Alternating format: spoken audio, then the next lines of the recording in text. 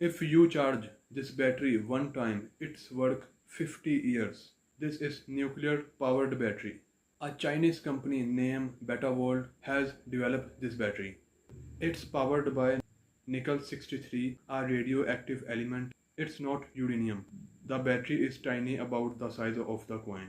It's work by converting the radiation from nickel 63 directly into electricity. The battery is completely sealed, so there is no risk of radiation leaked out. A single 40-minute charge can power this battery 50 years. It's also perfect for deep space missions where replacing batteries is very difficult. And what happened after 50 years? The radioactive nickel 63 simply transformed into stable copper 63, leaving behind no radioactive waste.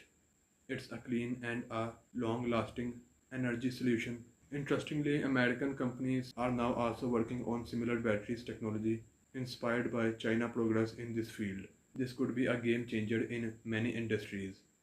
Please like and subscribe.